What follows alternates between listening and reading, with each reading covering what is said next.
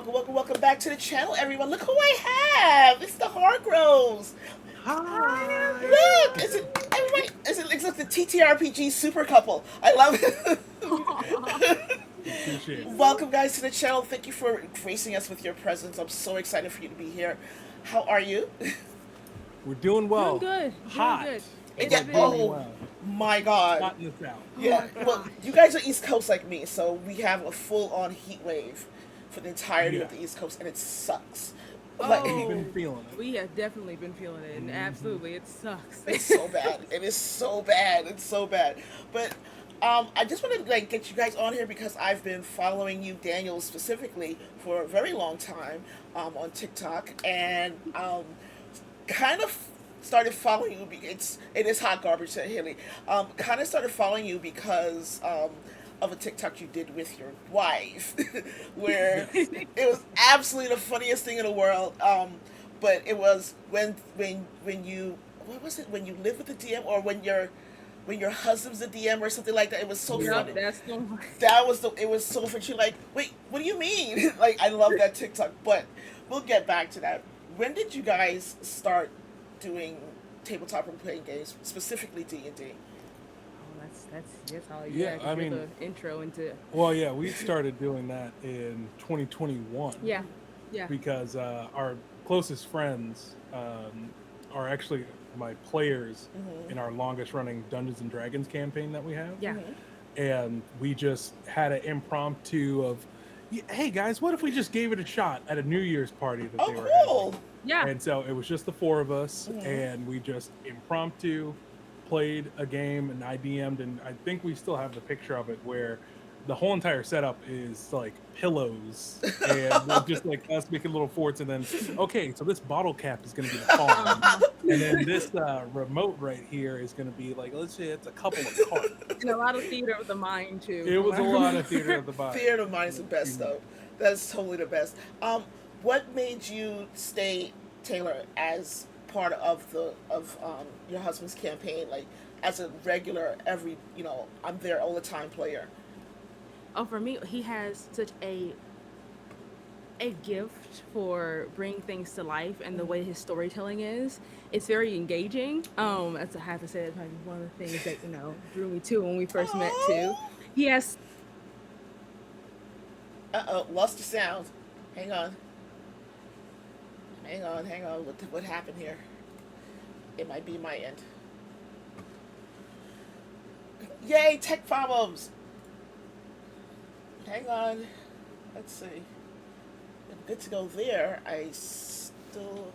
There you go. Gotcha. We're back. We're Okay, back. I think she Okay. just I think my knee just. hit the cord. Yeah, I'm sorry. Don't worry about it.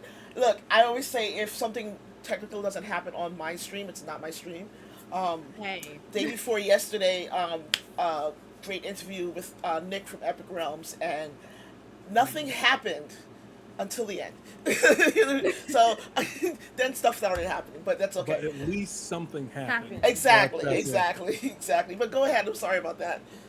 No, it's just one of those things where his storytelling is so engaging, and just the way that he can put things and make it so descriptive, and it's so engaging. It's just like really fun, like hearing him do his campaign and his homebrew worlds, and just like his creations coming to life. And I get to hear some of his ideas, Right. kind of float around when he's thinking of. But then when we're actually in our campaigns or in certain sessions and actually seeing that or hearing that, it's just something to marvel. Oh my God, you guys are so cute.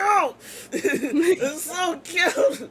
So, but how did you end up like doing this whole TikTok where I see you specifically, Taylor, a lot in Daniel's TikToks and featuring in a lot of them? How did that end up happening? I told him you need to start a TikTok. TikTok, you need to start a TikTok. And one day he listened. Oh, so listen to your wife. Always Yeah. listen to your wife. Yeah, it was a mix of things, because it was a mix of, if you're not actually on TikTok, it's Yeah. very easily to get swept up into like, is that just where just a bunch of preteens do Yes, dances yes. and like weird Yeah, memes? nah, that's fair. Like that's That is just fair. all it is, right? I don't actually know that there's just a large wealth of just really in-depth and meaningful content creators on the platform. So that was the misconception I had about the platform prior. And then two, I was actually just burnt out creatively. Oh Yeah. wow. Okay. Because originally I was a content creator on YouTube under the YouTube channel Geek Speak Nation. Okay. Okay. And so I started that when I was a senior in high school. So that was 2015. Okay. So I was making content on YouTube and Twitch for all those years until about 2022, where I just got burnt out with those platforms. So it was like this long gap of I hadn't been making anything, but I had so many ideas for videos that I wanted to do. And then Taylor just going, you should make a TikTok. You should do it. Come on. It's not the same platforms. You can do it. You enjoy it. And then, like she said, I listened. And then it worked out. It's definitely working out because you're fast approaching 10,000 followers on TikTok. You're around 9,100, and you're still on Instagram. I believe you have 2 pages. You're still on YouTube. I see. I believe. How different are those platforms to what you're doing on TikTok? And also, which one do you prefer? Yeah, Oh. it's weird. It's I think there's always like a special place in my heart for YouTube because that's where I was making, content for so long.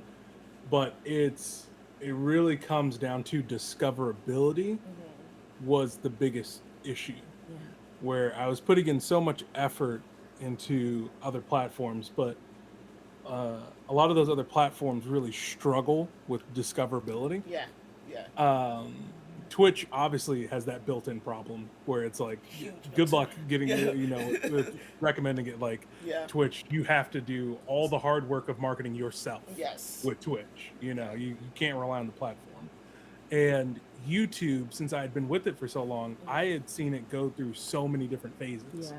So I saw like when the adpocalypse happened and the way Yeah. things got recommended changes, when they made the change from the normal you just subscribe and you get all the videos to the bell icon, Oh Oh, yes. yeah. which Oh ruined God. so many channels, including my own. Yeah. Yeah. So because at the time I was in college, so it's like I couldn't just And working 2 jobs at the and same working time. 2 Yeah. jobs. So I couldn't just drop everything and make videos being like, hey guys, make sure you're still getting notifications.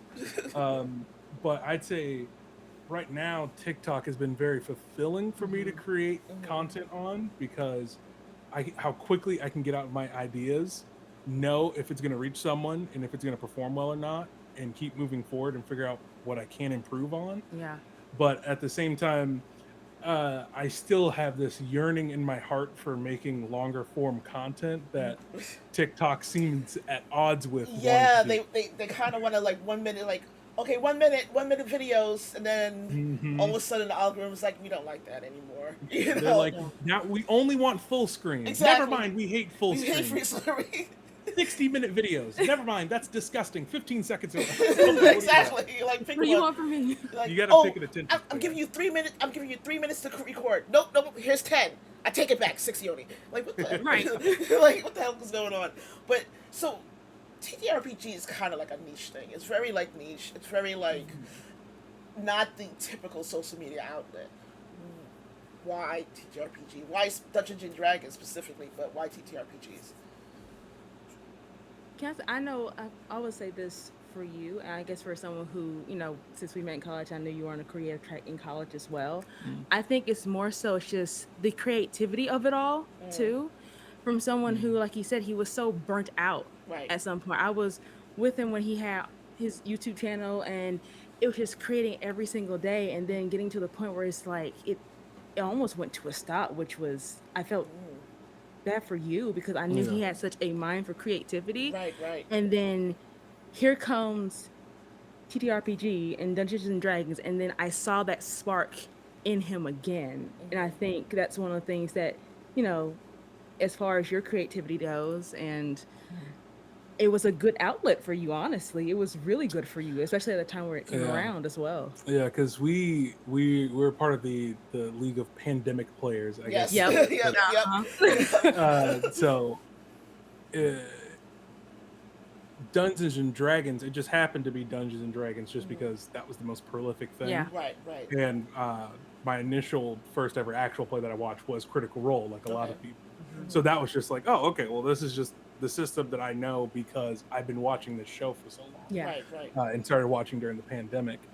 Um, but when it came to actually playing, and when we Mhm. actually decided to do the impromptu game and actually sticking with it, yeah, it's like what Taylor said. It re-sparked that desire for storytelling in me again. Oh, that's lovely. Was the biggest thing, because originally I went to uh, college for communications, and goal was to do filmmaking. While Right. I was in college, I made documentary Yeah. films, and went to film festivals and Mhm. toured stuff. So that was a blast. But pandemic happened, Yeah. life happened, so things don't go according to plan. Yep. But uh, yeah, just TTRPGs just ignited Yeah. that love again for storytelling for me. Oh, that's amazing. That's amazing. Mhm. So you just talked about you went to school for communications. Taylor, did you do the same thing, or is that where you guys met? Well, we met in school. At first, we met in the theater because I was a theater major. Okay, okay. Yeah. So I did theater, and was acting at first, and then I got more into the backstage. I usually stage manage for shows. I'm actually production manager at the time right now. So, Mhm, mhm. and then we met during theater, but then somebody changed his major along the way. Yeah. So, So because we met in the booth, the sound uh-huh. booth. I was doing sound, she was doing lighting. Yeah. She Mhm. was working lighting where I was working soundboard, and that's how we met during my freshman year. So theater was it still is a big part of my life, even though I ended up switching majors to something I thought would fit more accurately for what I was trying to Yeah. do. Okay, okay. So, uh, it's so funny because I see you all over TikTok, um, and you said that you're both pretty much communication. You're a production manager. Um, you guys play D&D. Do you plan on making this a live play with the two of you? Do you plan on like this being like a look, I've been saying since yesterday, and I've been saying it kind of to myself, and other people have actually said it in the comments, Daniel and Taylor, like, are the D&D power couple, so I feel like that could be a thing. Are you guys gonna do live play anytime soon together, or something like an actual thing together? I mean, we talked about it. I'm all Mm. in for it if we do. Hmm. Yeah. Yeah, I have plans, and Okay. now that we've finally moved, Yeah. That's a big thing too. Yeah. because that has been the biggest thing that's been looming over our heads this Mhm. past like couple months was, oh boy, we got to move to an entirely different city. So Oh, Yeah. jeez. So that you guys was move like cities or states? Cities. city, Okay, so okay, still in North Carolina, okay, but okay. it was a long moving process because we Yeah. started moving in on the 1st of July, Oh, wow. and we didn't finish moving in until the 9th, and we still have to unpack everything, Yeah. build Right, stuff up. right. Like I was trying to build my desk before we got back on, and I was like, we can't. You just gotta throw the computer somewhere. We gotta get on it. Like I love that. I love that. everything is still in pieces in that regard, but Mhm. yeah, I have my own campaign world Yeah. that I've been working on for the last 3 years, and Okay. it's about ready to be shown. So I am excited. Well, I'm super excited for that. You are, and Taylor as well. You guys are very vocal when it comes to inclusion and Oh, yeah. representation in the TTRPG space and community, and in political spaces as a whole. How did that come about, and how did that merge with your gameplay and how you do your TikToks? Mm. It was never really something I intended, Mm-hmm. but it just Yeah. naturally happened. Mhm.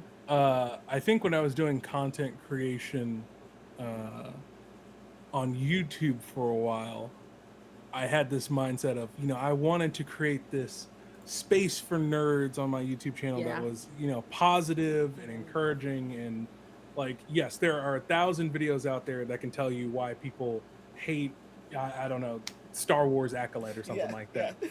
But where's the same amount of energy for someone sitting around and being like, okay, let me sit down for an hour and tell you why I love Star Wars Episode 3 so much.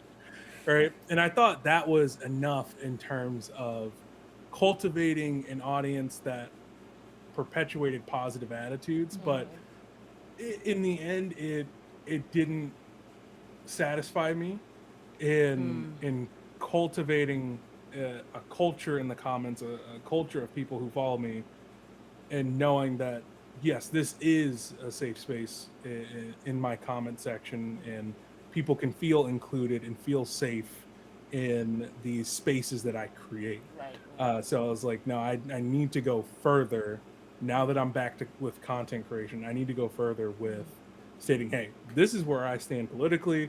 This is where I stand on this topic, Yeah. and all this other stuff that any form of hate, bigotry, and that sort of stuff does not Ew. belong here.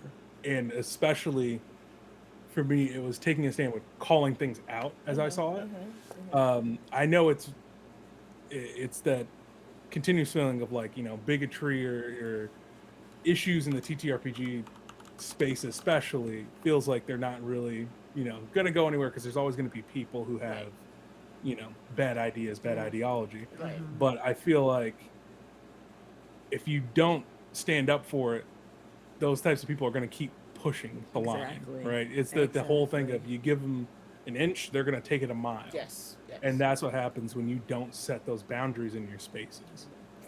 So, I imagine like when you guys first started playing D&D, that first table was kind of so much your friends, so you know people. But moving forward, have you encountered any uh, non-diverse play where people have been kind of crossed the line or may have uh, ventured into something that was unsavory? I think we've been pretty lucky. Yeah, I No, think we've been pretty lucky so far yeah, not encounter anything like that. Yeah. yeah, and it's like I'm starting to get into those waters now because it's like I've Mm. been starting to do professional DMing Yep. Okay. nearby and where I live, Hmm. and this Saturday we're running this event where we're doing D&D at a bar. This is the second Yes. time running this Yes. event. uh but yeah, it is one of those things where it's like, okay, yeah, you do have to kind of be prepared for those certain situations. Uh-huh. Thankfully I haven't had anything egregious, Okay. Okay. and this is surprising for me, especially because I had a table of, I think it was 5 teenage boys Oof. for a birthday party who wanted to do a Oof. game of Dungeons and Dragons. Oof. And believe it or not, it almost went full murder hobo for a second, but we were able to reel it back in and keep things calm. It wasn't going to turn into a crit crab video, Right. thankfully. Right. So we were able to tame things in. But yeah, thankfully we don't have any egregious horror stories, but Yeah. there's so Good. many things that you can do as a game master Yeah. before it even gets to that point in a game. Taylor, as a woman who plays Dungeons and Dragons, we have the unique, especially as a black woman, we have the unique experience of people kind of Yeah. going. Not only are you're black, but also because you're a girl, you don't know what you're talking about. Have you encountered that at all, anywhere in the space, either on TikTok or in your actual play? Honestly, I think once again been blessed to not run into that, Hmm. and knock on wood, hopefully never will. But I know like now we're getting more into this space and more into this community. Who knows what will happen? Hmm. But right now it's been such a positive community to be a part of. And I think that's one thing that's been keeping me in it as long as we or as steady, I'll say it like that, as we've been going into it. It's just I always sound like the people are so nice here, at least the ones They I encounter. are. The people are so nice here. It's just It's really so nice because nice. going from a space before, it's just kind of like, I know growing up in like in high school and middle school, I was, the tall black girl who liked anime and was into punk and rock bands and kind of being ostracized for those Yeah. things. And Yeah. now getting into a space where even outside of like D&D, just those cultures are more accepted in black communities. Yes. It's Yes. refreshing to see and I love it so much. Mhm. Do you think that that acceptance has come because of social media, or just because people are just more open to trying new things now post pandemic? Honestly, I think it's a bit of both. I think social media has helped because we're able to see more people who are able to put themselves online, say like, "Hey, these are the things that I love," and because I love it, you can love it too, and not be ashamed of or feel some type of way about it. And because of that, I do feel like it goes into people wanting to check more things out or be more open minded and trying and watching like different media and trying it out. So recently, Wizards of the Coast has been putting out lovely, lovely videos about their new classes and what they've done to the classes. First and foremost, they've taken away Artificer, which I'm kind of like bummer. Like, why would you do that? But like, fix it. Don't take it away. That's besides Yeah. the point. But more notably, they have said Divine Smite is now a spell. Oh, I sent you a list of questions that you weren't supposed to ask. no, no, really. This was on the list. Come on. Divine Smite is now a spell, and as a spell can be counterspelled. Ooh. Taylor, I believe you play a paladin at your husband's table. I sure do. How I how do you see that playing out when the PHB happens? And do you think Daniel, the GM, is going to counterspell you, or Daniel, your husband's going to counterspell you? Ooh, that's good. That is real good. We've I know we've kind of joked about this before on both of our, because I know my TikTok is a lot, smaller than yours, and we've joked about this a bit. And the jokes about me coming across the table, if he ever counterspelled me, I'm a very nice player, but the shock, but I don't know. Because one thing about my husband, I know that you can be a little sneaky when it's planning his sessions. So I don't know if it's something that has to do with the storyline. I don't know. Would you counterspell me? Here's the thing. Okay, so what happened was. So one thing I will say though is that a couple things. First off, yes, we don't know if we're going to fully implement the D&D changes. Okay. We've We been talked running about this that. campaign for so long, we might just stick with base 5e. Right, Who right. knows? But at the same time, one of the interesting things that is changed with Counterspell yeah, is that now you no longer lose that spell slot. that's his Right, only right. saving grace. That's Right? the only So saving even grace. if the Divine Smite was counterspelled, it would not, you would still keep the spell slot. However, yeah, controversially, despite my demeanor online, I'm actually not a big fan of the Paladin change. I played a Vengeance Paladin. Yeah. I think my only thing was I don't get why Paladin and Ranger didn't get one more play test. Yeah, what is going on? beforehand? Yeah, Because it felt like one of those things where it was like, I don't know, like your friends just like, nah, dude, I got it first try. Yeah. And, Yeah, a little bit. and it's like, you sure you don't want anybody to look at it? He's like, nah, dude, Nah, we're good. I got all the answers right. Don't worry about it. See, to me, it felt more along the lines, especially for Ranger. Like, it was more along the lines of like, no one plays this anyway. Who Yeah. cares? With Paladin, it was more like, okay, I need to take one of my friends down. That's what it felt personal. Like that Paladin, like it felt personal. Like somebody is Yeah. upset. It felt like, who hurt you? Right. like why would you do this to me? Like I don't understand. Yeah, because the thing is, it's like I'm no game designer, so I don't know exactly what the good middle ground is. Okay. I know I agree with like smiting once per turn. Yeah, I think yeah. that's reasonable, especially when you consider like sneak attack is a feature that only happens once per turn. So whoa, there goes the microphone. So that wouldn't be out of the question Right. or like too crazy, but I would still. But from there, I don't know where you'd go balancing wise. Like that's above my pay grade, but I would have liked to have played one more different version. Right. So, are there plans to implement the new PHP rules and classes and changes? Yes. For me personally, there are. Because despite me being iffy on the Ranger and being like, what are we doing here with the Paladin? I've loved almost every single one of the class I've been there. changes that Okay, happened. okay. They've been really good, especially with Fighter. Yeah, Have that been was really good. So I see myself implementing a lot of them. And I know the embargo lists August 1st for those who have the book. Yeah. The thing I'm actually most interested in seeing is the Bastion system, Mm, where at okay. 6th level players are supposed to get their own home base. Hmm. So Oh, okay. I and didn't. it's supposed to like implement like, okay, here's how you do downtime with it, Mm-hmm. recruit people to build it up, maintain it while you're gone. And I'm like, that's something I'm really, really interested in.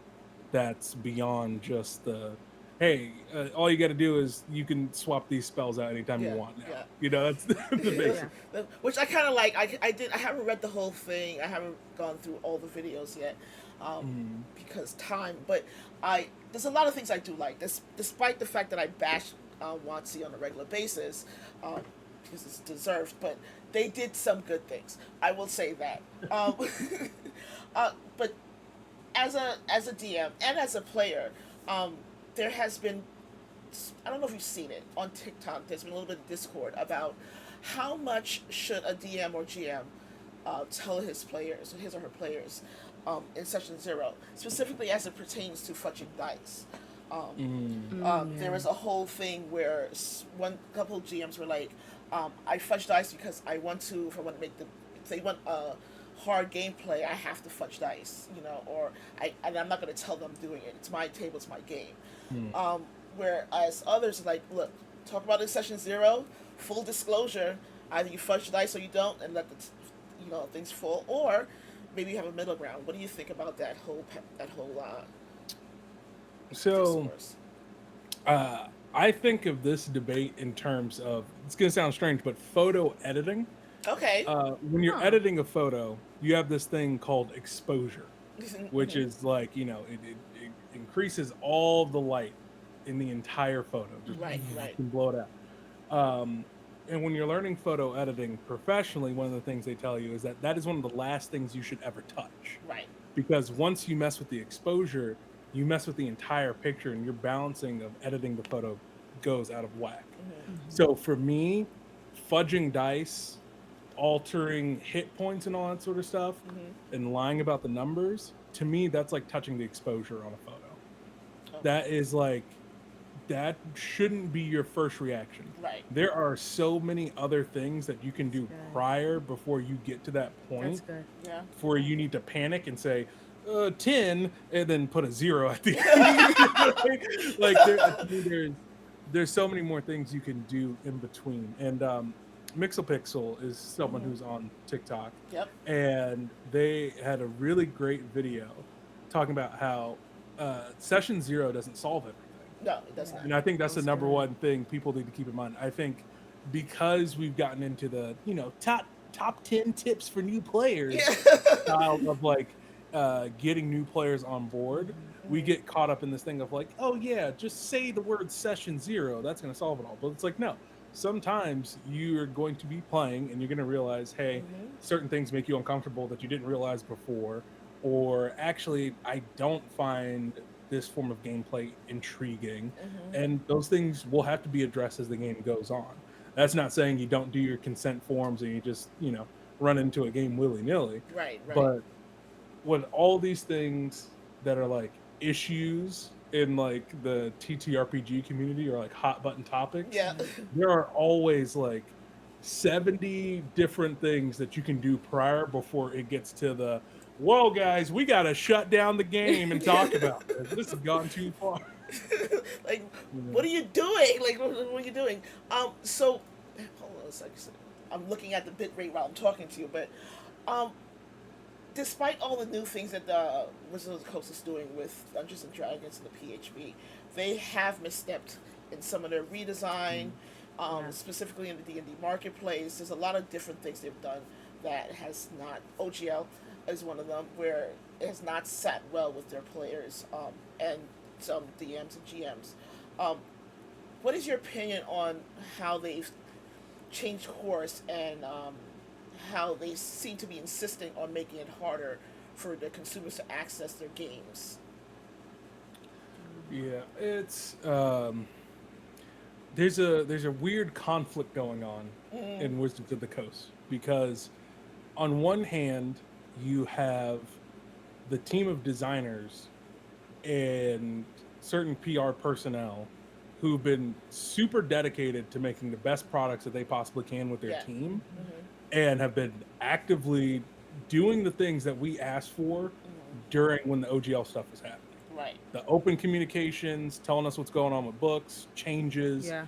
uh, working a lot more with content Mhm. creators, Mhm. being open about what events are going on, and like increasing that transparency. Mhm. Like after now they have a controversy every single week, Almost but seriously the every single week. quickness of the response and the transparency is way better than when we were dealing with the OGL situation, and then Mhm. they're like, "We'll tweet about it in 2 weeks," Yeah, Yeah, that yeah, was yeah.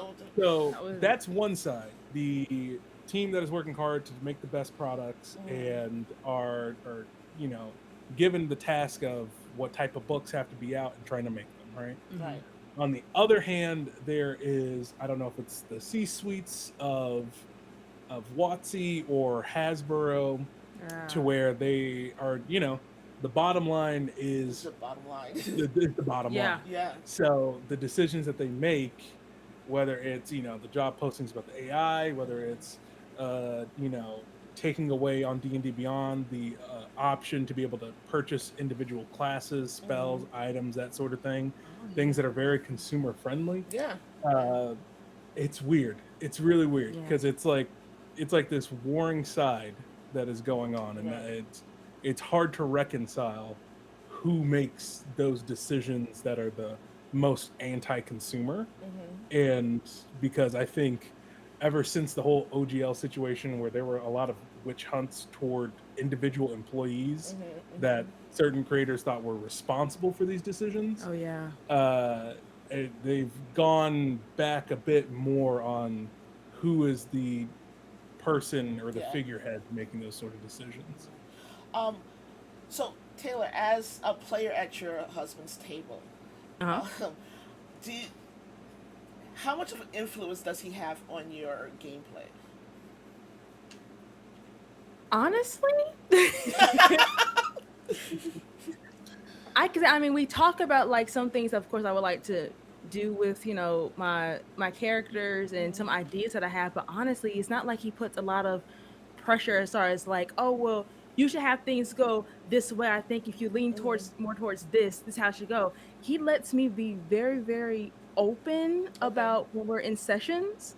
Mhm. And I never feel like I'm locked into somewhere because my husband wants me to play like this, so I should do it like no. I feel very free in the choices that I make, Mhm. which makes it really fun being a player at his table Oh. too. Which is he rolls with the punches, however they go, and I like it. So if you're like, I know you did a TikTok recently where when the paladins constantly rolling nat 20s, has that happened, and how do you deal with that?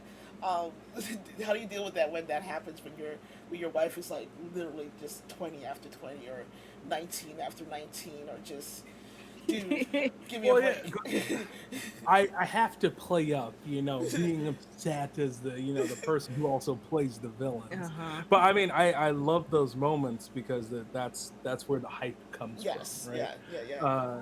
So I love it because I mean I am like the custodian of the story, but the dice are the real storytellers. Yeah. So that's why that's like I'm not really into fudging my dice that much Yes, yeah. because if the story is saying that like yeah she steamrolls this villain, then that's what happens. Right, And And I did. think there is one example where that actually happened where we had this villainous character Oh. who portrayed himself as this like kind of fatherly figure and was very Yeah. sickly. hmm But through investigation, they find out that he was actually the villain in this little murder mystery that they were doing. Uh-huh. okay. And her character it doesn't have a father in her life, so she felt really betrayed by this character. Yeah. And because I made that connection mentally while we were role playing, I was like, oh, I should hand this up even more. And he did. This is gonna hurt her so much. It's And gonna it be did. great. Like And so, I'm about to go in. Yes. yeah, so I was like, oh yeah, I'm driving this all the way. And so we did that, and it was fantastic because she was so bought into it, emotionally hmm and mechanically. Taylor's amazing as a player, which I love because you get the best of both worlds with her. Right, right. You get someone who is, no matter the character, is going to be invested and believe what they're doing and Mm, justify through the gameplay every single thing that she does. right. And so when it gets to that moment where it's her turn and she's going up against this villain who betrayed her emotionally, and then she kept rolling 19, 20, and all that stuff back to Like back. It like was so poetic. It was just beautiful. I was like, I can't write this. I can't write this. This is the Right. dice amplified by my wife's acting. You can't make this stuff up. That's amazing. That's amazing. So you guys said that you came in D&D because it was the most prolific, is what everyone knows when they think of TTRPGs. But Mhm. people are kind of starting to move away from Dungeons and Dragons and kind of branching out to other TTRPGs and other systems, like Cypher System is one is one of them. Um, if your players wanted to leave, or if you wanted to leave, Taylor, to do Mm. something else, um, how would you convince Daniel to maybe help him to encourage him to want to leave with you if that was the case, or vice versa? I think we have like such a good space here that I could, at the moment, I can't see us leaving, but we have talked about like playing different TT. Oh, Bless you, bless you. bless you. Oh, well, hold on. There's You don't know me. Like, you, they're coming threes. like, you don't know me. Yeah. You don't So, know me. You're so not the that's boss of me. Don't tell me what to do. okay. So, Because we've talked about before yeah, as far as because like other games there, we like to play, as far as yeah, because it always is that thing of like, ooh, that seems like a cool system. We should Yeah. totally play Yeah. it, and then it's like, time, scheduling, learning. It is just like us falling into the same basic traps that Mhm. every TTRPG player falls into. yeah. Right, right.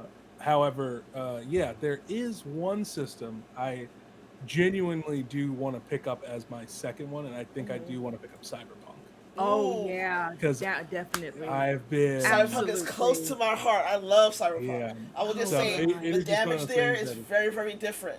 Just letting you yeah, know, the damage there is like 100%. If you hit a wall, you're hitting that wall hard, and you're gonna yeah, die. Oh. because that's the thing is, I have just a deep love for uh, noir films and storytelling, Uh-huh. and Mhm. because I'm a big film buff, despite Very big. despite Very everything big. in Right, my right.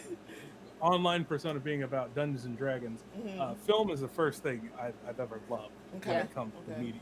So it's like I have all of these ideas for doing Mhm. a cyberpunk game and just going all in with just a good old fashioned hard boiled detective story in a place where you're not designed to win. Yeah. The house always wins in Night City. Mhm. Mhm. So that's a system I always want to try. But recently I did get to play Eat the Reich. Okay. Yeah. That was Yeah, the that was first good. system I ever got to branch out and play. I Mhm. played that recently for the Trans Empowerment Project during Okay. Pride Month. Yeah. So we did a charity stream for that It was game, great. and Yeah. Okay. yeah, so I got to play a character in that, and so I definitely want to pick up that system and play it Mhm. as Mhm. well, just for like a one shot again, because Mhm. it was a super fun system and super easy to learn. Okay.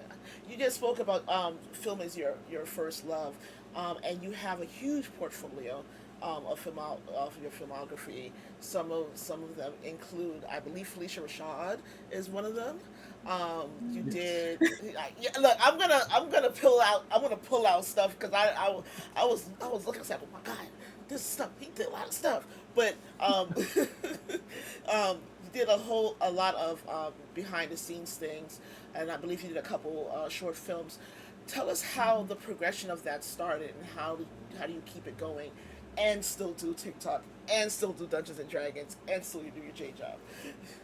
Yeah, I think I want to get back into doing more filmmaking, Yeah. and I'm hoping that with the certain avenues can be opened up with TikTok and social media and all that sort of stuff, that I can get back into doing filmmaking the way I want to. Mm-hmm, Hmm. mm-hmm. Um, yeah, but I fell in love with filmmaking always loved movies, and it's always been a big thing in my family. But it was the moment I saw The Prestige Yep. in 2000, whatever it was. But we rented it from Blockbuster. Oh my Now, gosh. this ancient place that some have never heard of, as we dust off the tomes. But I had watched that film, and at the end of it, Hugh Jackman has a line where he says, the story, for those who haven't seen it, is about these two rival magicians, right? And at the end of the film, he has this line where he talks about, you forgot why we did this. It was about the look on their faces that, Right. if even for a moment you could Yeah. make people believe that there was something more in the world. That's why we did magic, right? Right. And that for me kind of became my mantra for filmmaking, of just like, I want to give people that same feeling of just being so enraptured with what they are experiencing that it feels real, right? And everything just feels, so captivating. And then eventually that, I realized when I got into playing Dungeons and Dragons that I was able to give people that same feeling that I had always wanted, Absolutely. but just at a table with rolling dice, which was Right, the right. craziest thing to me. Taylor, you are a production manager, and despite hunting the internet, okay, you are well hidden. But tell Yes. us about like it is. I was like, what the heck? Like I've seen a bunch of stuff where I've seen you in protests with Black Lives Matter and stuff like that. But Yeah. which I find very impressive. But I can't find your production stuff. So tell us about what you do and how it influences not only your gameplay but also your life in general. Oh yeah, well I know because I said I went to college for theater. Started out as acting because basically when I came out of high school, that's basically all we were really taught. There wasn't a big theater program at my high school, so going to college and then finding backstage work and working backstage and doing props and properties, which is another big love of mine, and doing that as crafting. And then I got into stage management, which would open up so many doors for me as far as theater goes, which I wasn't expecting at first. Because if I were to go back in time and tell younger Taylor, say like, "Hey, you're gonna be doing theater, you girl," she'd be like, "No, I'm not. I No. can't. I get nervous talking in front of people. Like, what are you doing? You're gonna be doing theater." But Like, what do finding you that space, mean? because I first started doing theater outside of college for the great theater company, North Carolina Black Repertory Company.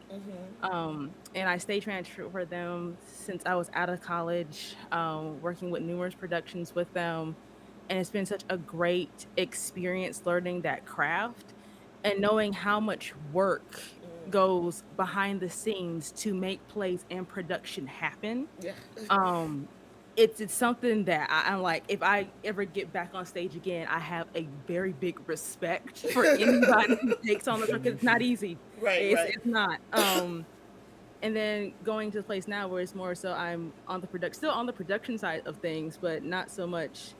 Well, still have dabbles in stage management, of course, because that's something I feel that's a part of me. I can't just give that up, right? Right. But I see, as far as storytelling, I've worked with playwrights and I've seen how the changes goes when writing plays. So when he's going through and going through his storytelling and his world building, I'm like, that's part of the production of it all. And I Right. know how much work and how much time goes into it, and it's something to very much be respected.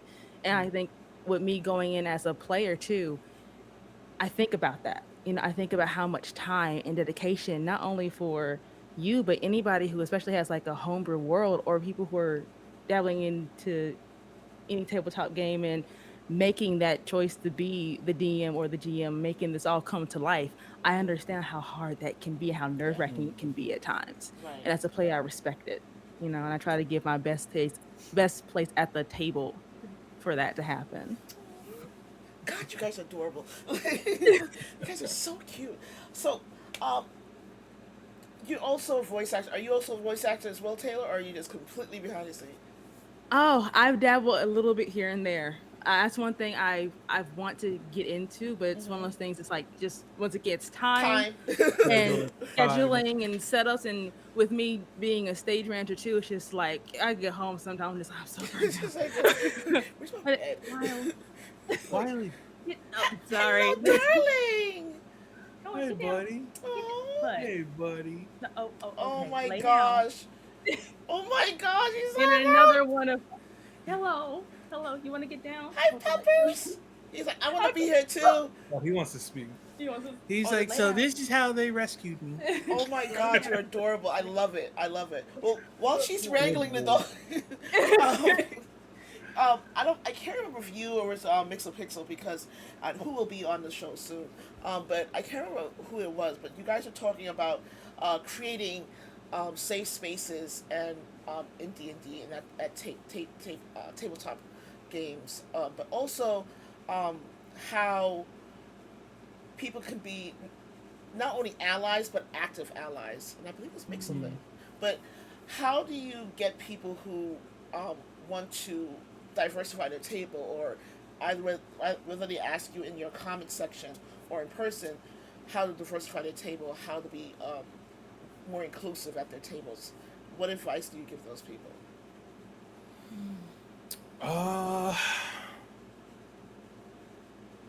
Do you mind repeating the question one more time? I just want to make sure. So a lot of times people want to be an ally. They want to be, I'll just rephrase it, but they want to be an ally. They want to be more inclusive at their tabletop games. And I've seen it in Mixel's comment section. And I think might have seen in your comment section when you were talking about creating a safe space.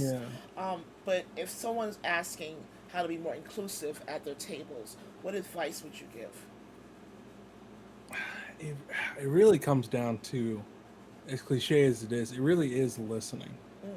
And I think that's one of the most it's one of the hardest things I feel like people have on the internet is the ability to listen to what Oh people my are saying. gosh, yeah. Because I mean, that's even very the true. context of why I had made that video was because I saw criticism from other POC content creators Yeah. about those of us who responded to someone who's, kind of rage Rage baiting, baiting, and yeah. I know talking exactly what topics you're about talking race and all that sort of Yeah, stuff. it's totally rage baiting. And it was just like my kind of question was like, well, how do we create those safe spaces if we don't, like I said earlier in this interview, create those hard lines, Yes. right? Yeah. Of just like, look, you can't be in this space here on TikTok and not expect to get checked. Yeah. Yeah, Like if we don't set exactly. up those boundaries of people who, as exhausting as it is, will stand up and push back against those types of people, it's like, what are we doing here? Right. When it comes to like encouraging people who want to be better allies, again, it comes down to listen to the critiques of the people who you're trying to support Yeah. are saying about the space, implementing that, and then just making sure that you're having diverse tables is the big thing. Right. In having those diverse spaces. And never believe the lie that the content creator can't control their comment section. That's You nonsense. can. No. Absolute nonsense. It's called intentionality. Like, exactly. like you be intentional, even when it comes to, and I don't mean just TikTok as well, but even when it comes to Twitch or Instagram, be intentional in how you include people. I think can be part of it. You also recently talked about how you did a kind of a Dear Star Wars fans TikTok. Yeah. And even though Taylor wasn't in there, I feel like she was there somewhere because it felt very much like she was like going, yeah. But it was a Dear Star Wars fans TikTok. Can you explain to chat what that was about and why it needed to be said? Yeah, Take it so away, honey. I mean, okay, so I love Star Wars so much. I think it's the 20th or 25th anniversary version, lightsaber, 20 or 25th anniversary edition of Star Wars: A New Hope on VHS right now in our Yeah. guest room. Nice. Oh, Like nice. I love Star Wars. I can't remember a moment since I was born not knowing about Star Wars. However, it's just one of those things where I saw the floodgates open to ne'er-do-wells, if you will, around the time of the Disney acquisition. And the online space had always been toxic Yeah. and negative towards Star Mhm. Wars because the online space blew up during the prequels. Mhm. So that was always going to be a thing. Right. But it's just gotten to this point where it is so difficult to even engage with anything related to Star Wars. It's bad. Whether it's just like you just want a review and you're Yeah. you, I just want to say. I just want to say that I honestly want to be able to say that I don't like something, without going, "Oh, I'm so sorry that you feel that way." I mean, was it because they treated the girl bad? I'm like, no, I just didn't like Yeah, yeah, yeah. it. like it because it's always it's so funny because it's like it's so it's always so dicey, and I brought it up in the video because it's Mhm. like things are so there's an immediate connotation Hmm. based on if you do or do not like something. Yeah. Like I tell people like, yeah, I don't really like The Last Jedi, and everyone's like, everyone starts getting real tense. Everyone's like, all right, what we gotta watch the next 5 words that come out of his mouth because this conversation's about to go real south Like, real are quickly. you a bad person? Yeah. What are your views on women? So, Are there things that I don't know about you, honey? I It's know, like, right? So, and it's like, and it's just such a shame that it's gotten to this point where it's like there's such a negative connotation about people who watch Star Wars, Yeah. and the thing is, it's rightfully deserved Mhm. because Mhm. the bad actors in the community have not been gate kept out of it. Right. Right. They've been given a lot of attention, and not to get into too much detail, a lot of that is by design because Mhm. a lot of those people are owned by the same company and Yep. channels. Yep. But without getting into too much detail about that, so it's one of those things where it's like we as the community just need to start policing Yeah. ourselves Yeah. and just like saying no, like these type of people just can't be here. Like you can not like something yeah. Yeah. Yeah. and not freak out about it. Yeah. Like my review of The Last Jedi is still up on YouTube. It's still there. It's been there for however many years, what, 4 years it's Mhm. been up Mhm. there. Mhm. My thoughts haven't changed since, and I have never made another video about it because I'm not a freaking weirdo who sits around and goes, I should make a 9-hour video essay about Oh my god! Like, how much I I don't saw. like this. I didn't. I think I watched maybe 2 minutes of it. There was a YouTube video, and I can't remember the guy because he was just a weirdo. But 4 hour video on why he didn't like Star Wars. I'm like, The Last Jedi. I'm like, that is. You spent 4 hours Yeah, and you because edited it's like, this because I could see the edits. You weirdo! Like, because it's one of those things where it's like, I like watching long reviews, even if they are critical. Like I love watching long reviews like that. But it's just so funny when you try to like, because I remember trying to watch reviews about The Last Jedi when it came out, and then like people will be like, yeah, and then here this story beat doesn't quite make a lot of sense, and over here, I mean, and then you just got this fat woman on screen, and then she's like, whoa, wait, whoa. It's like that Leonardo DiCaprio meme, like wait, whoa! hold on, Back up! what was Back up! that? Back up! Back up! And then the dog whistles keep coming, Yeah. and then it keeps getting worse. Yeah. And it's just like the well was poisoned where I think I walked in on you watching. I was like, what are you watching? and I was like, I don't know why I took this turn. Where it's like the art of critiquing something has been completely lost, Oh, Right. that's good. Yeah. especially on the internet, where Yeah, it's like yeah. there's a reason why movie critic was an actual job.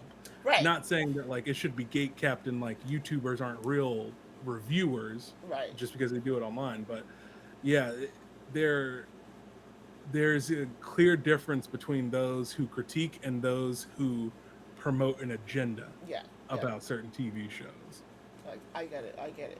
So, D&D is expensive. It Yes. just is. It inherently is between the books and the addiction to dice, and if you have an addiction to minis, it's inherently expensive.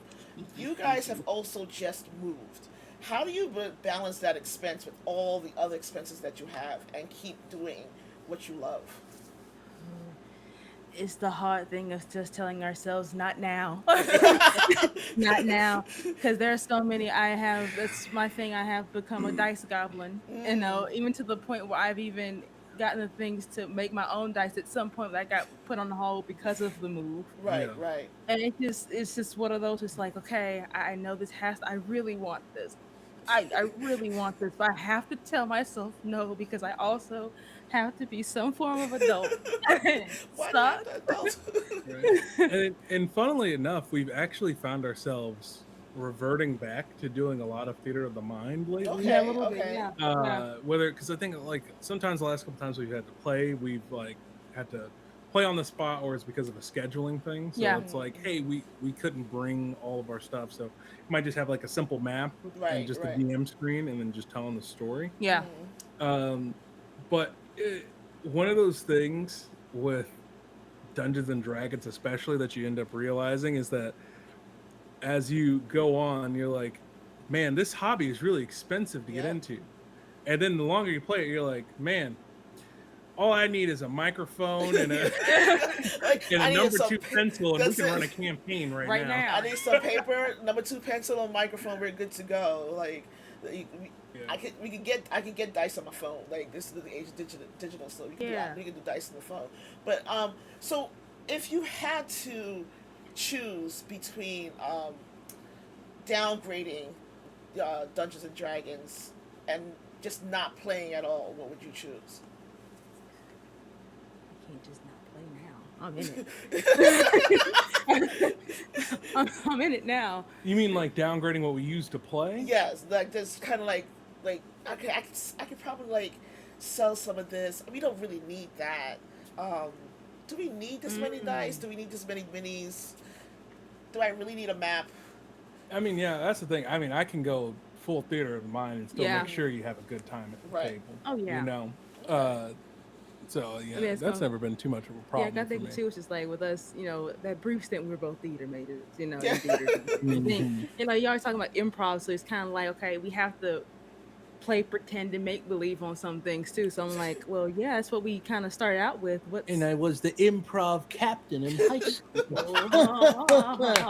Yeah, so I have Yeah. that improvisational background, so it's kind of a weird thing because a lot of my style is I love writing down a bunch of details about Mhm. random stuff that will probably never come up during Mhm. a game, but Oh, just someone just randomly being like, oh, I wonder what type of beer they have. And I'm like, oh, I'm glad you asked. And I start typing on my laptop.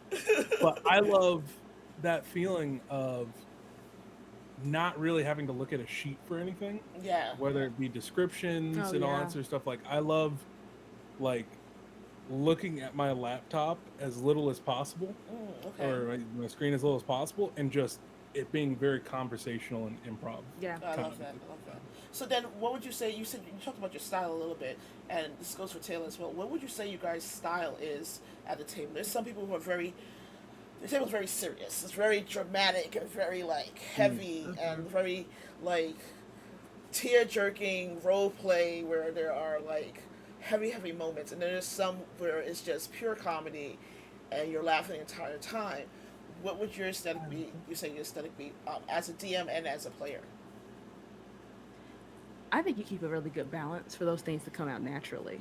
Because there's just a balance for I know for our campaigns where that happen. Wiley, don't press the key, please. Our dog is up here, and I think he is trying to unplug the laptop. He's Oh, wild. Yeah. that's so funny. Yeah, it depends on the players that I have.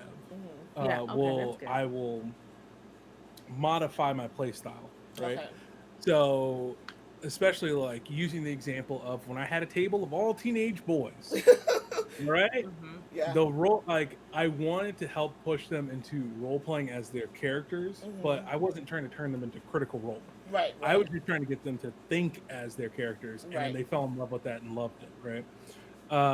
And kept things light, not really caring too much about rules. Like spellcasters were casting 2 spells on a turn. Like Don't- okay. Reddit would be freaking out. Okay, Yeah, Reddit yeah. would be freaking out if they saw that game. But in the game of like that we were playing between, in our main campaign with Taylor, Mhm. and our friends. In that game, I love an emphasis on role playing, Okay. Mhm. but I also love the nitty gritty of combat. Yeah. Because and I think my style as a player carries over as a dungeon master because I believe that you can always have the perfect marriage between being an optimancer and a role player. Gotcha. And that to me, my favorite thing is when every single thing you can do role play wise, you can find a justification for in the mechanics of the game or the character you're playing and Yeah. vice versa. Okay. So I think a lot of that carries over when I'm DMing as well, Okay. where it can be very loose and we can get into the emotions of the moments. Yeah. And I like to think that I'm using the rules to enhance those moments and not hinder those moments. Gotcha. Gotcha. Uh, And you do. You do a good job. well, Yeah. good. You do. That's one review. So, Taylor, as a player, then, what would you say your play style is? Is it kind of roll with the punches, or is it like my character's serious, I am serious in this moment, or my character's funny, I am funny in this moment? I kind of roll with the punches. I mean, I know because the characters that I have play, I know well, I like to say my main character right now, she does have a bit of a heavier backstory, but she's not I play her as in like she's not afraid to try to like push things that might be a little uncomfortable for her sometimes.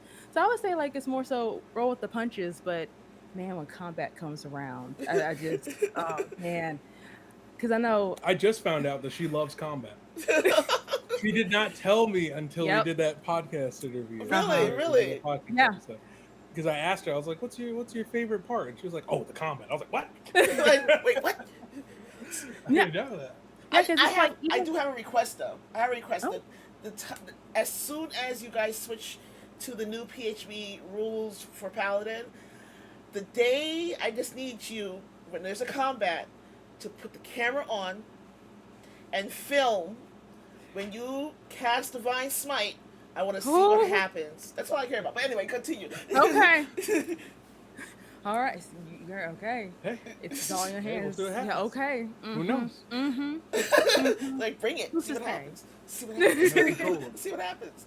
Um, so, you guys, you are a player. You are a DM. Do you guys have any plans to switch? Oh, that talk has come up a lot here lately. At first, when he's brought it up, I was like, I don't know about that. But now getting more into, I know that was earlier on when we first started playing, but now I am very interested Mhm. in maybe doing a one shot. You Mhm. know, yeah, I Okay. am, and I've liked the concept of the Feywild a lot, and I feel I can do some really kooky and fun stuff with that. So maybe in the future, who knows? Who's to say? Who's to say? I try to guilt trip her into it He because does. He does. my best friend, who's part of that our Oh main my game, gosh! Yeah. he and I have never gotten to be both players At the same time. at the same Yeah. time. Oh, that'd be. He's been the dungeon master at one point. That gave me my first chance to be a player, Uh-huh. and then he's been a player in my games. But we've never had the chance to be both be players at the same time Okay. and see what insanity we come up with. And so Yeah. if And only. but So, I've been so the pressure's on for you to do it for them. Yeah, pretty much. But I think I've come up to it because at first when he first brought up me, I was like, I don't even know what I would do, honestly. But now it's like, oh, the Feywild is a very fun place. I can do a lot of things with, a lot of fun and kooky things with. So I think I'm in a space now where I would take it on. All right, don't rush me, but I'll take it on. Are there any plans for you guys to make this whole posting social media, TikTok, a full-time endeavor? Oh gosh, I mean, yeah, I'd love to. yeah. I think everyone would love to, but Yeah. Yeah. I think it's one of those things where I think doing this specifically I really feel like is a niche I would feel comfortable with doing full time. Yeah. Um, I think a lot of I still want to be able to have a separate part of the internet or my personality online where I can talk about movies and like I'm playing movies and playing video games, Yeah. watching movies. Like I've platinum Elden Ring. I have Yep. nobody to talk to about that. Like, so it's like It's a story I though. don't play Right. Elden Ring, so I mean, I know my friend Book, who's in chat. He plays Elden Ring, and Haley as well. But I don't play Elden Ring, so I don't know anything about it. Gotcha. It's if you're looking for some inspiration for coming up with some stories, it's really good. Okay, It's Especially- stories and not bosses. Okay. Oh yeah, and bosses. I just love to watch it. I think it's the coolest thing to watch. I like watching people play it. I enjoy watching like streams when they play. It's super cool. It looks super hard, but Yeah. it looks like it would stress me out. Like I scream at my screen enough. Like No, I feel you there because honestly, I will say this. I feel like I can say it's because we're married. When he plays it, I play it. Right. Because I tried. He did this thing which is like he walked away. He's like, "Honey, keep me alive." I'm like, "What? Well, I have to try." And within like I rolled and I dodged. I rolled and I dodged. That's all I was able to do. And then I became dust in like not even a minute. And that was how rude of you. It was it's a fun time. And yeah, you laughed. You It's- definitely it's- laughed. That's what I mean. Like I can't. I will lose my mind, and then I would have to play on stream, and then I would lose my mind, and then people would think I'm nuts. I mean, they already think I'm nuts, but it's besides the point. It would be bad. It would be worse, you know. So. Oh yeah, there's certain games I don't understand how people play on stream. Like, I don't know. Which ones? Well, I guess it depends on the person. Oh, But okay. like, if like you get flustered by something like that, Oh yeah. I wouldn't want to play like what the things I went through fighting Radon. Like, I wouldn't Oh want. yeah. I wouldn't want that online. I mean, look, forever. it- You know what I mean? it would make great. It would make a great stream because people kind of go, "Oh my god, that was hilarious," but Right. you would feel like you'd be like, "Oh my god, this is stressful." Like you know. So Right. I mean, That, I got I scared of tried Stray. streaming Call of Duty. That no. Really? Look, when I was do surprised you tried that one. when I do stream games, it's usually like Assassin's Creed or Stray. So they run the gamut. I adore that. Like Assassin's Creed is my favorite game of all time. I've played every single one, but that's besides the point. We'll get into it. Every single Sorry, one. what did you think of Mirage?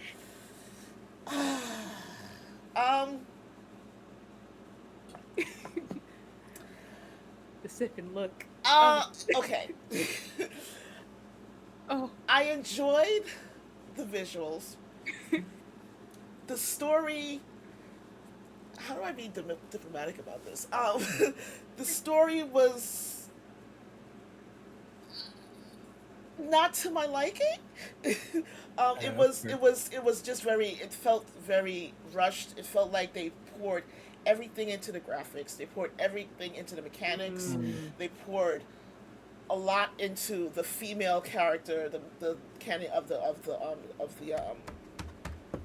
game, like the game's trying to be inclusive, I think, because it was very strange in a weird way. But the story was like, what's happening here? I don't understand what's happening here. Like, Yeah. it was just too much. I was just like, I mean, it was cool, but it wasn't Okay. the best. But I'm waiting for the next one just to see what's gonna happen. Yep. Because I'm super Yep. excited about that. But I am going. I wanted to know. TikTok is very unique in the way it kind of like when you niche down, it grows that niche for you. It becomes very popular within that community.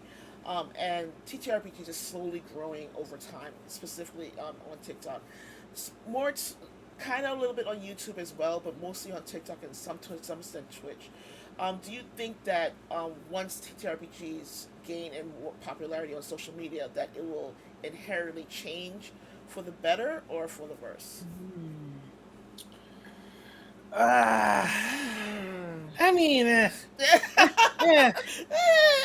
I don't know. I don't be worrying about the future like that. Well, okay. Well, that's being different. But Yeah, honestly, it is one of those things where certain, depending on what gets popular, is going to exacerbate those elements, right? There Right, you go. right. So I think about how so many people freaked out Mm, when Critical Role became popular, especially over the pandemic. Yeah. And it made so many people really, really angry because they're like, this is not what TTRPGs is about. And to a certain degree, it was rightfully so. it's true Because to you yeah, had to some a whole extent. bunch of people who thought, oh, Critical Role is how every single Right. table's supposed to be like. Right. Yeah. So Right. inevitably, there's going to be those misconceptions and a The lot of Mercer trial and effect, yeah. error.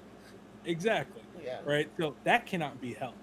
So that's just going to happen regardless as the genre gets more popular. Hmm.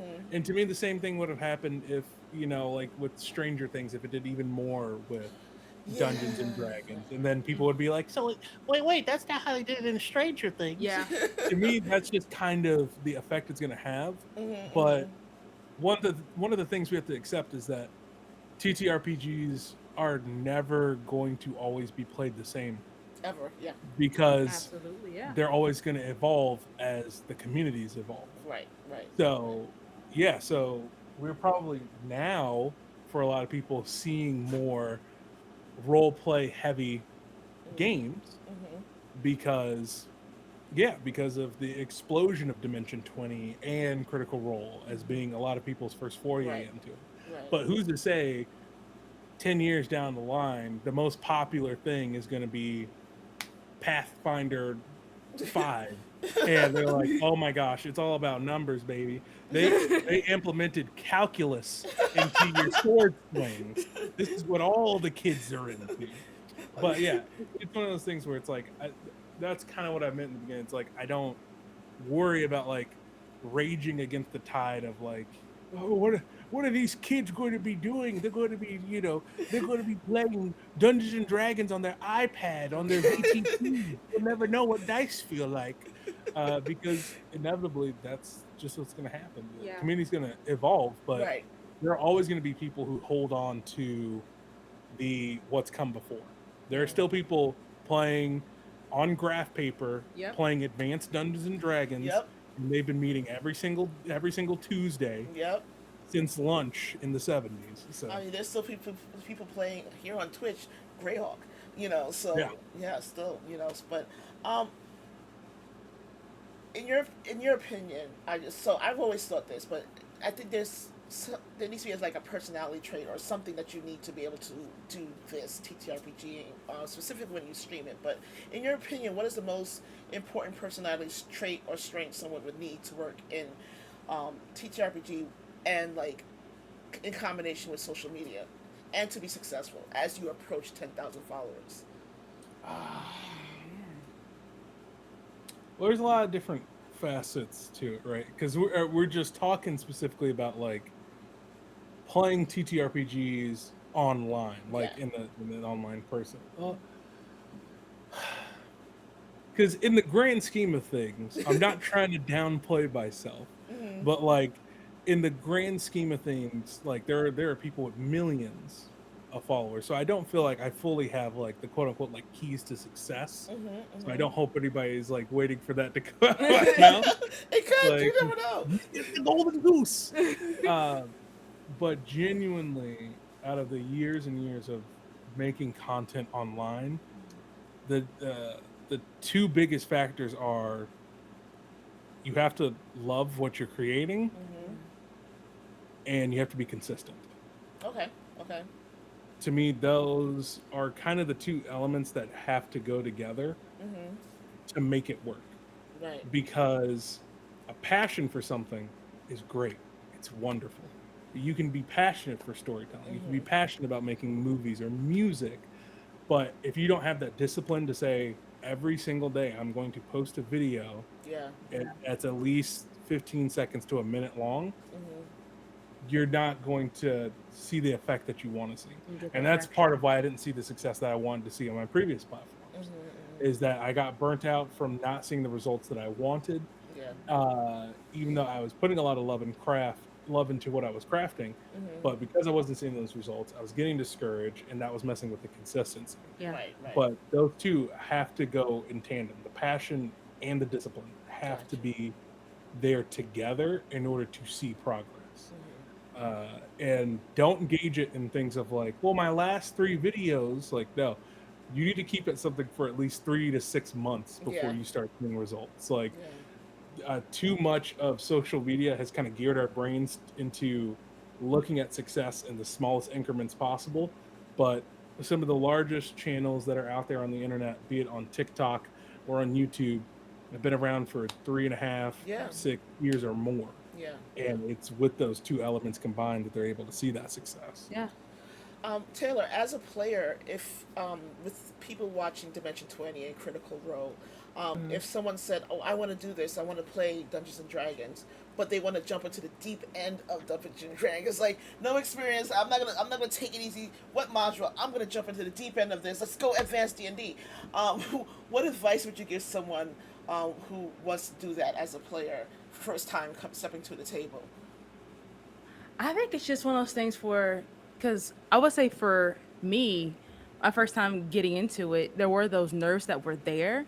But I think it was just me knowing at the end of it, I just want to have fun with it. Okay. And that should be the end goal for everything. It's just like, I should go into this, like, I see what Critical Role has done in introducing to the space, but I never felt like the push is like, that's how I need to be. I like, at the Right. end of it, like, I wanted to have fun with good people that I was surrounded with. Right. Right. And I feel like when I had that, and with, the help with Daniel and created my character, it made it easy to get into. It made me be able to kind of read those things like, okay, I want to do this. I see what it's on Critical Role and I want to do this, but I'm kind of skeptical, apprehensive. There it is. I'm Right. apprehensive about doing it. Just go into it with an open mind to have fun, and those things will follow along naturally. Don't force it. I think that's what I'm trying to say. Gotcha, Is okay. at the beginning of it, is have a good time, and it'll come. It'll come. Daniel, what about you? What piece of advice would you give someone who's decided that I'm going to be a DM? I've never played before because there are people who've done this. I'm going to be a DM, and I'm going to start with the hardest thing I can think of, and run a table with 7 people. What would you tell that person? Rules don't matter in the beginning. But then you just messed up my next question. But honestly, that's what I tell them. Like, I was so stressed before that first game. I was like, But what about the swimming speed? I need to have that memorized. And what about this? Well, that I should have all these rules memorized on repeat immediately. none of the rules matter. The rules are there in case you can't remember what to do, or you get to a point and you're like, actually, I don't know how to rule this. Let me check the book. That's really what the rules are there for. And when you take away all the stat sheets and all the numbers and the this and that and the gobbledygook, anybody who is trying to play Dungeons and Dragons, you can literally play an entire session with just a D20 and then look at the stat sheets where it says your intelligence, strength, your 6 stats, and just use those. Wow. And the pluses that go with it. And then you just say, hey, I want to try to open this door. How do you want to do it? I want to like kick it open. Okay, roll a D20 and add your strength. That's a +3? Yeah. I rolled a 16. Great. That's a 19. So yeah, you kick open the door. You can literally do it like that. There is literally nothing else you need. Oh, nice. Like Okay. it really is that simple. It's just so easy to get caught up in all the rules because Yeah. of the connotation that's behind Dungeons and Dragons. But you don't need any of that stuff. The 5e is secretly actually kind of built to where you can just run it with just your main stats and not worry about go here for investigation, go here for perception. Right. Like, and then just look at the dice. Okay, it says I rolled 2d6 for my big sword. Cool. Cool. And you can have fun that way. So now that you just messed up my next question, I'm still going to ask it. Rules is written or rule of cool?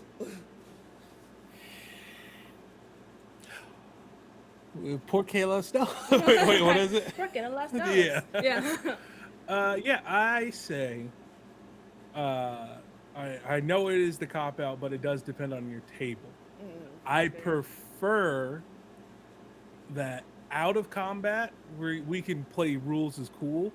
In combat, I prefer the rules as written, Right. just fair. because for me personally, it makes it easier for me to manage. Yes. Knowing that we stick with the same rules every single time, Right. so I don't have to go scrambling trying to give you an answer.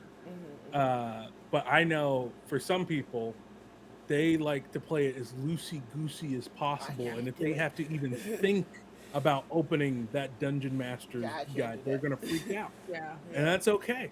They should play it loose as well, as long as everyone agrees upon how it's going to be played. Then do it that way. Oh, yeah. A lot of my players would know that I have my dungeon master screen, and then open slightly kind of like this is a DM guide. Leave me alone. Like, leave me alone. So outside of D&D, what other games do you guys enjoy playing? Oh man. I love watching you play a lot of things. I'm not, but like I play like a couple of games here and there. Like I'm a big like horror movie person too, so horror is Oh, like my God. thing too. That's all her. Yeah. That's He y'all. got into horror when he met me. Yeah, no, that's Which enough. surprises people when I tell them like, oh yeah, I like horror. Like what? Really? I'm like, yeah. So I know like Prey was a big thing for me. Ooh. That game, yeah. And Lord knows, may it rest in peace. When PT was a thing, my goodness, that was it was so good, and I'm so sad about the things that happened to make that stop. Yeah. You know, yeah. Also, I know.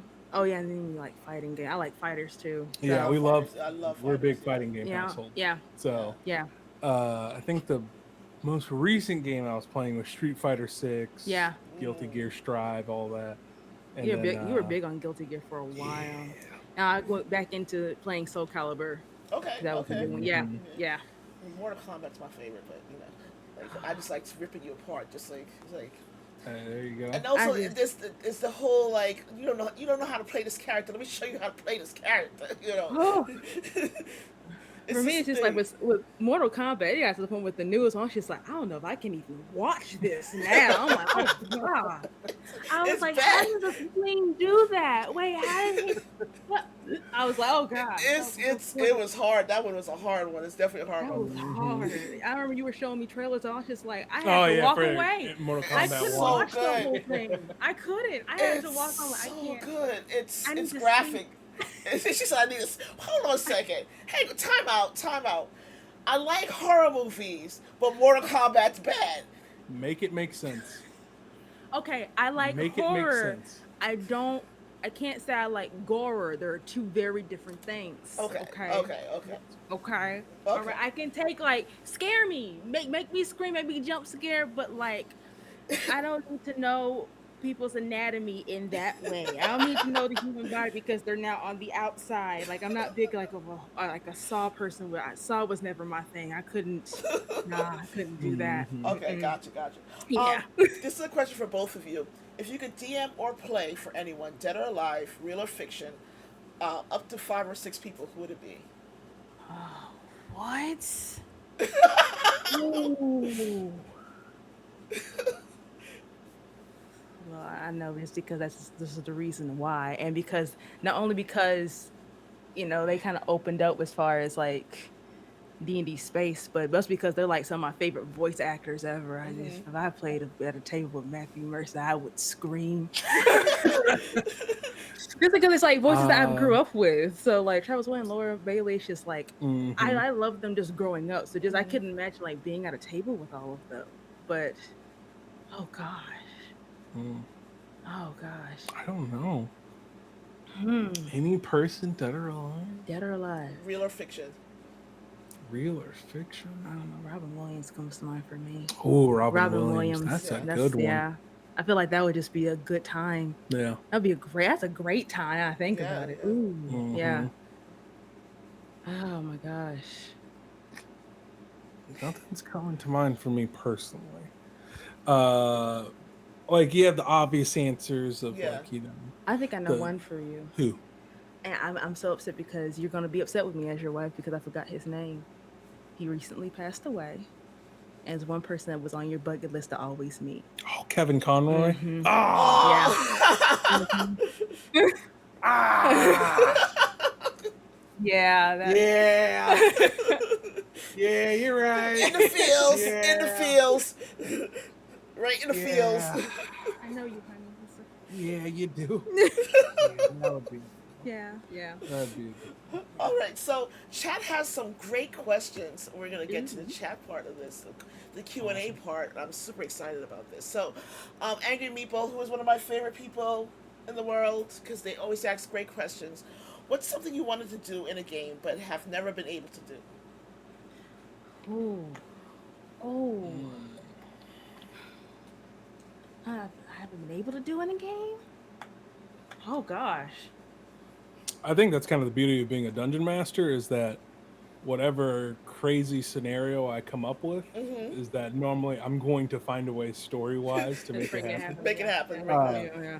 Because a big thing for me is I love memorable combat set pieces, Mm-hmm, mm-hmm. the most bombastic and crazy things possible I want to do. But I'd say there's one set piece that I've wanted to do that I haven't done yet. Mm-hmm. So I guess I'll give a little peek behind the curtain while you're here. I wanted to do a recreation of Pirates of the Caribbean at World's End, where the two ships are fighting in the maelstrom. Yes.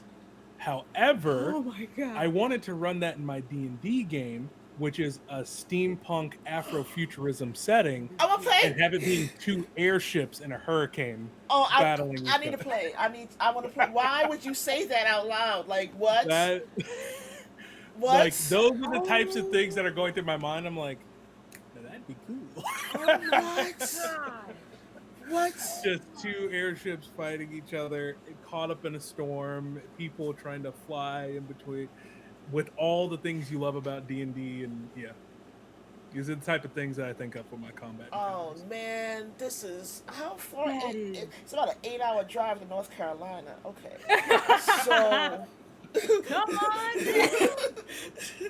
what? And I knew Well, because a big thing for me is, and one day I am going to do a video on this. I always wanted to make a video about you really need to visualize like what does combat look like in your Yeah. D&D games, because when you do that and you start to pull from different sources, it opens up your mind of like what's possible, Right. right?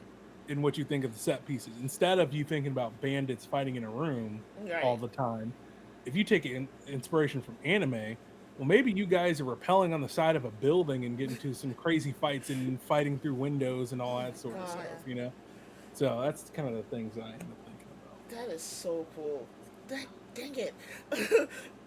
You're lucky. Dang it. it's not me, and I live with him. I was like, what? Just one of the little things that keep locked away up here. Angry people also ask, what is the best part of world building for you, and what's the worst? Worst part World building? of world building, Oh. I hate describing things. Really? Well, What? like Ew. the best way to describe it, I hate sitting down and writing out in detail how something looks. Okay. Like if sitting like when I like read a module and they're like, your players enter into a room. There's a mahogany desk to the left.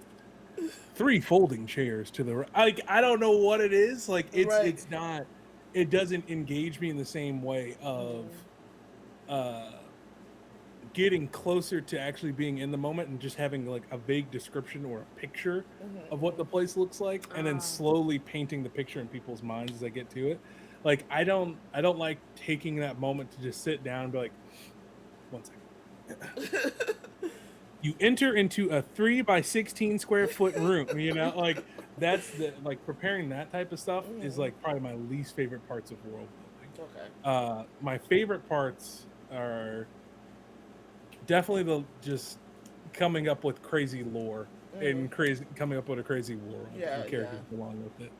Wiley, what are you doing? Lay down, son.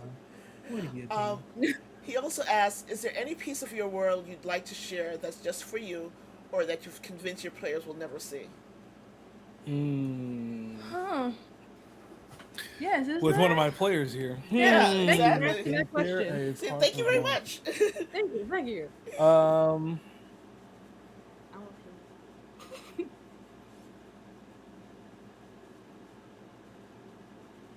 That pause me, sir. Is. So That's a serious pause. okay. So a big part of since I've gone into the online D&D community and looking at other worlds and looking at, how other worlds are constructed, I've been in the midst of redesigning my world. Like, okay, changing certain things, like this can be more inclusive. Actually, now that I think about it, because I took this idea from a movie, that movie's problematic. So I've been going through and like retooling the world and being like, okay, before I start presenting this to people, I need to really make sure like I feel comfortable with this world and sharing it with people, because it is very personal. But as I've been doing that, I've been trying to focus on like that kind of ancient civilization sort of aspect that you always have in your fantasy settings, of like, who are the ones that came before. And previously that wasn't really brought up in mine, but I've been working on that now and doing a mix of like an ancient Egyptian architecture and style world mixed with Afrofuturism. So like Nice. flying pyramids were what were going around, all that sort of stuff. Oh, And wow. they always loved I love trying to rationalize like in game certain things that happen in Dungeons and Dragons in my own world. So like there's no longer like a psionics class Okay. in Oh, Dungeons yeah. and Dragons 5th edition. Right. Even though they tried to test it with Unearthed Arcana, it was just too broken. It's very. So I was like, okay, what if the ancient race that came before, what if they were psionics? Yeah. But that's cool. and there was some sort of fall of civilization that happened, but there are very few people left who actually have these psionic abilities. Okay. But they're like the Soul Knife rogues, the people who take the telekinetic feat, and like that kind of way to rationalize it. So, I but like if that. you were ever to encounter someone who was from that ancient world from eons ago, they'd be a terrifying threat, because they would wield psychic powers the way other people wield magic, and you can't counterspell that. Nope. That's- Oops. that's- Um, Oh, I think you guys have impressed on chat a lot about how adorable you are, because the next question is, y'all are too wholesome. Hate on something for us real quick, please. He said, "Do what?" what? Y'all are too wholesome. Hate on something for us real quick. Don't like. Oh gosh. Gosh, are we too wholesome? Jeez. Traffic. People be cutting yourself in traffic. Yeah. Oh, Traffic. Yeah. Traffic do get on my nerves. That is a genuine, like, yeah, that's genuine. I can make your eye twitch, All right, what you got? especially when it comes to your fighting games. I'm at peace. Go ahead. Spammers. And when you were playing, if you were into COD and you were into Siege, campers.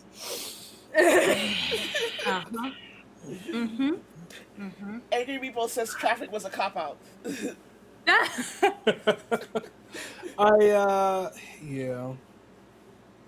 Yeah. You guys are so cute. Campers do bother. I knew it. They really do. You paid $60 to sit in a corner? All right, let me see. Thank you. Okay. I thought it was just me. Why would you pay? It's not even $60. Some of them are like $69.99. Why would you pay that much money? Like, that's gas. Why would you pay that much money to sit in a corner?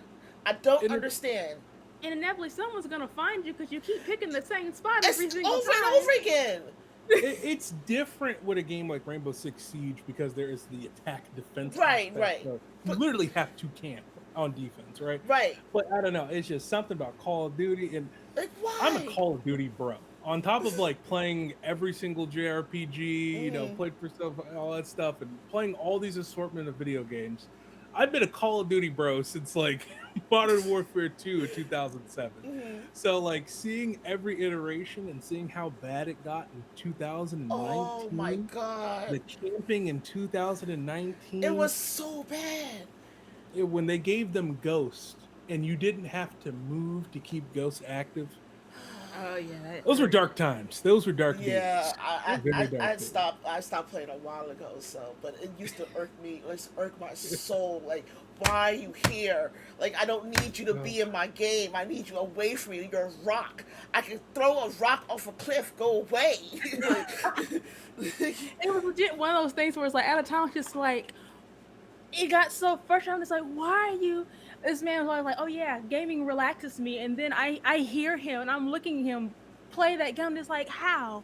how is this relaxing you? I don't understand. This is a different man that I'm looking at right It's The now. teamwork. It does. It's relaxing, But here's the other thing: it's like with campers, it's like you're camping, but you're also collecting massive amounts of stuff. Why? You're never gonna use it. Mhm. Like, okay, okay, I'm gonna Mhm. get a whole thing. The next question is for both of you: top 3 movies. Go. Top 3 movies? Oh gosh. Okay, one of my tops, Princess Bride for me. Just like Oh tier yes. two for me. Love that movie. Oh gosh. Prince of Egypt is the greatest animated film of all time. You can't tell me otherwise. Um, and the music is amazing. Third one? Oh gosh, it's a toss up between Sweeney Todd and there's another one that I can't think of. For me, go ahead and put out yours. I know we're number one. Everything, everywhere, all at once. And that Oh, one. okay. Boom, there it is. The Prestige, Uh-huh. Mhm. Rush Hour 2. Yep. Okay. Okay. Now that's a back feature that'll go leave you for a trip. Yeah. Yeah. Yeah. Yeah. Everything. I had never cried that much in a long time after watching Yeah. Everything Everywhere All at Once. I didn't cry from a movie like that in a That long movie had time. a like, It was ugly. it was bad. The I ugly love cry. I love you so much. You're the best person. I just That movie had us going through it. snot. Oh. Yeah, it was not. Cloud- Viola Davis It's tears. not. Crying. Not. Just like booger cry. Yes. Mhm. Oh yeah. Eyes bloodshot. I just oh Mhm. gosh. Oh. We were not expecting that on a random. It was like Sunday. Thursday. It was like Thursday or It was a something. random Thursday. We watched it on New Year's Eve. Did we? Yeah, we're like, yeah, let's just put on a movie. We're like, oh, I heard this movie was good. Because Peter. Yep. Yeah, because we recommended it. Yeah. And then And two you're and a just half crying. hours later, we're just, Um, Cloud Cover 01 says The Princess Bride. Have you listened to Carrie's As You Wish? It's his autobiography while filming. No. No. What was it called? First of all, Wait, it's what? called As You Wish, and now I'm going to put this in my notes so I can find it and watch it myself. Thank you very much. Oh, exactly. I'll remember this. As you was, I will be You looking that up later. Thank you for Wish. that. Thank you very much. Oh my Carrie. gosh. Thank you. Yeah, go ahead and. go down and take a picture of our dog who's sitting next to a laptop. Audio. like- Oh, it's an audio book. That makes me even happier. Okay, great. That's there. The audiobook, perfect. Perfect. Oh, it's on Audible. You're my new favorite person. Thank you so much. Thank you I so appreciate much. you. Oh my God, you have just made my night. Book asks, what do you hate the most about Star Wars and Star Wars fans in particular? That's mostly for you. I'm gonna let you. Cause I got into Star Wars because of you. Because my uncle was big in like sci-fi, but I Yeah. never really took the time out until you legit sat me down, like you did with Lord of the Rings. I don't think there's anything I really hate about Star Wars, and hate is like especially a strong word too. Right. Like, are there stuff I don't like? Yeah, but it's like if I don't like it, I just don't watch it. Yeah, agreed. So, Cloud Cover, you did not take away from viewership. Don't say sorry. You are the best for giving me that information. And here's a gift for you for doing that. We are at the point where if chat has no more questions, if you think of any more questions, please put it in chat. But tell everyone what we can expect from you in the future from Daniel and Taylor together, and Daniel separately, Daniel DM and Taylor. the player. Oh man. Oh wait, can you guys hear us? Yes, totally hear you.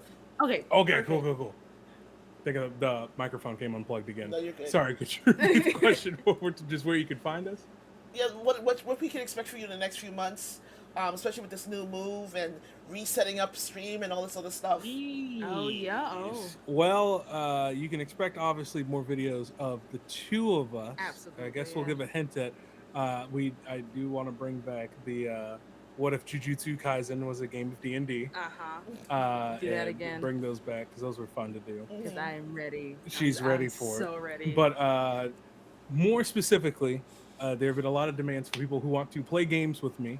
So I'm going to be working on setting up a Discord so people can play Awesome. and get into games together.